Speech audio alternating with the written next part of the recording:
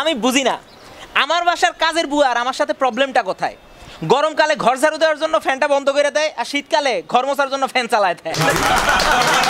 আমার খুব অবাক লাগে যখন দেখি কেউ 64 জিবি মেমোরি 122 র্যামওয়ালা স্মার্টফোন 36,000 টাকা দিয়া দোকানে গিয়ে মাত্র 5 মিনিটের মধ্যে কিনে ফেলায়। আমার তো বিরিয়ানি হাফ প্লেট অর্ডার দিব না ফুল প্লেট অর্ডার দিব, এই ডিসিশন নিতে নিতে আধা ঘন্টা লাগে যায়।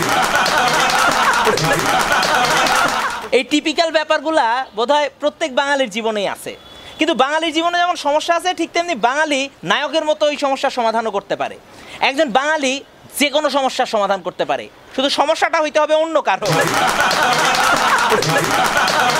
তো এই বাঙালি মায়েরা কেমন হয়, আপনি তারে চাইনিজ রেস্টুরেন্টে নিয়ে 5,000 টাকা দিয়ে ডিনার করান, সে খুশি না। সে তখন গিয়ে মহা খুশি হবে যখন গলির মোড়ের তরকারিওয়ালা তারে আধা কেজি শসা 16 টাকার জায়গায় 12 টাকায় দিবে। সেই বাঙালি মায়েরা কেমন হয় এর আরেকটা উদাহরণ। ধরেন সে আপনারে খাওয়ার টেবিল থেকে ডাকতেছে, প্রথমবার কোনো কারণে আপনি শুনলেন না বা আসলেন না, ঠিক দ্বিতীয়বারই সে আপনারে বলবে 14 বার ডাকছি এখনো খাইতে আসিস না।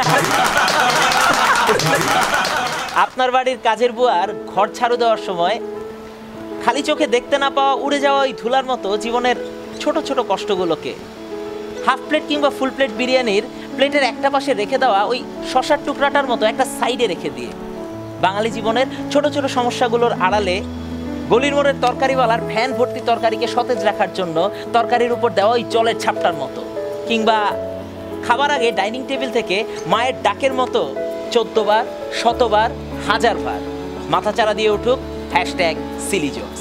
Thank you.